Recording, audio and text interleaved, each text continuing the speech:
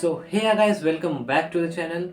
This is Shivam, second year medical student of Crimea Federal Medical University and आज की इस video में हम बात करने वाले हैं एंट्रेंस एग्ज़ाम के बारे में जो कि हम देते हैं MBBS अब्रॉड में एडमिशन्स लेने के लिए या स्पेसिफिकली मैं भी रशिया में हूँ तो रशिया में एडमिशन्स लेने के लिए। तो स्टार्ट करते हैं। इंट्रो।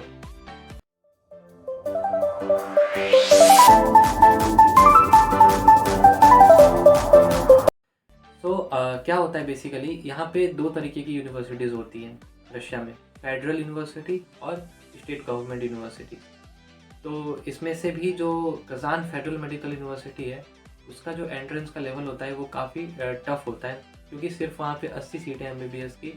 तो उसके लिए पूरी जो है इंटरनेशनली लोग कम्पीट करते हैं, अफ्रीका से, इजिप्शियंस, उसके बाद उज़्बेकिस्तान से।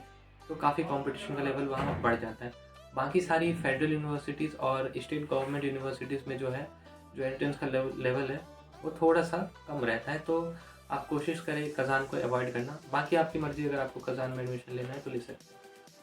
तो क्या है कि अगर सिलेबस की बात करें तो आपको यहाँ पे जो है दो सब्जेक्ट जो है उसे अच्छे से प्रिपेयर करना होता है एंट्रेंस एग्ज़ाम के लिए, जो कि है केमिस्ट्री एंड बायोलॉजी।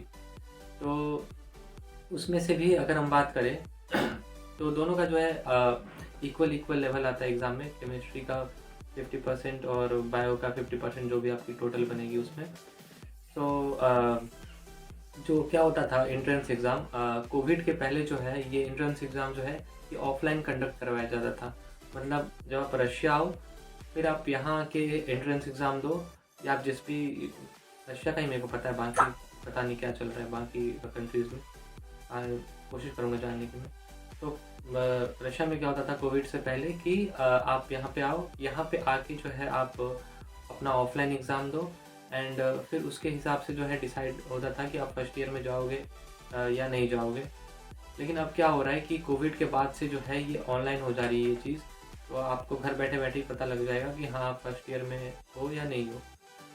तो ये जो चीज़ है ये एक तरीके से अच्छी भी है कि घर से यह पता लग जा रहा है कि हाँ मैं आ रहा हूँ फर्स्ट ईयर में या नहीं। क्योंकि फिर यहाँ आने के बाद अगर आप बाई चांस फेल होते हो, जो कि बहुत ही कम बच्चे होते हैं, नॉमिनल बहुत ही कम परसेंटेज है वो, तो फिर आप वापस इंडिया जाओ तो एक अलग एक्सपीरियंस बन जाता है। तो उसके बाद सिलेबस की बात कर ली हमने।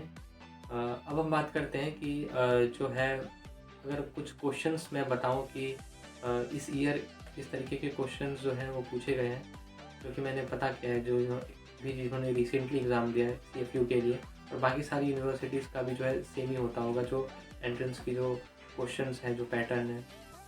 तो कुछ क्वेश्चंस अगर मैं बताऊं तो मैं दोनों को क्या बोलते हैं वो डिफ्रेंशिएट नहीं करूँगा, मैं एक ही साथ बता रहा हूँ केमिस्ट्री और बायोलॉजी में से। ठीक है, एक तो आप ये पढ़ सकते हो अल्कोहल एंड ईथर की जो है कॉम्बिनेशन रिएक्शन, ये अच्छे से प्रिपेयर कर सकते हो। ऊपर से ये पता होना चाहिए कि आपको जो लार्जेस्ट ग्रुप ऑफ ऑर्गेनिजम्स है कौन सा है, आर्थ्रोपोडा है।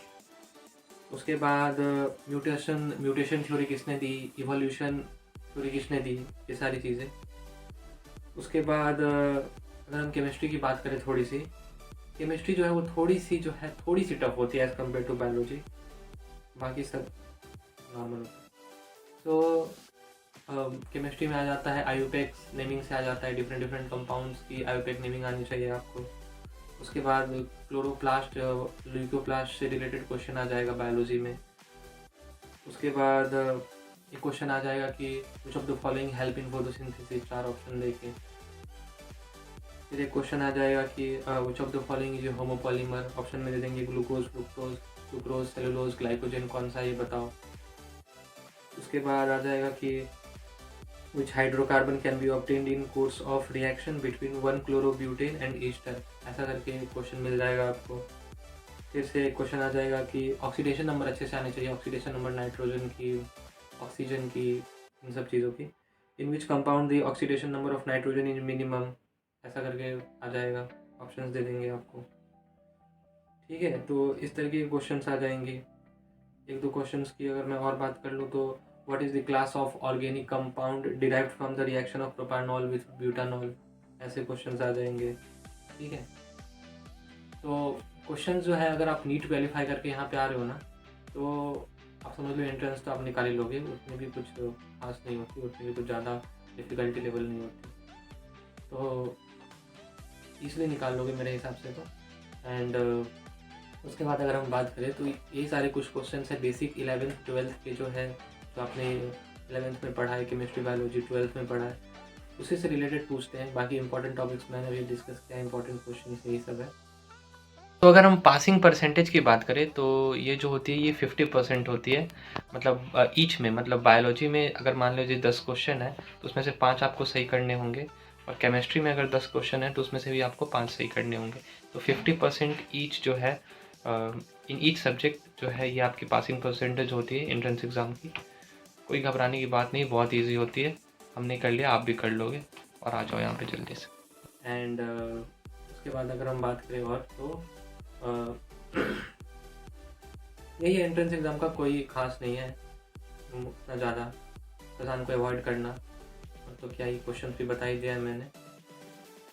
आई होप कि जो बच्चे मेरे से पूछते थे कि एंट्रेंस एग्ज़ाम कैसा होता है रशिया के लिए, एमबीबीएस अब्रॉड के लिए, तो उनका जो ये डाउट है वो क्लियर हुआ होगा। एंड अगर और भी कुछ आपकी क्वेरीज है तो आप कमेंट सेक्शन में कमेंट कर दें, ताकि हम उस पर आपको वहीं रिप्लाई कर दें या कोई नई वीडियो बना दें।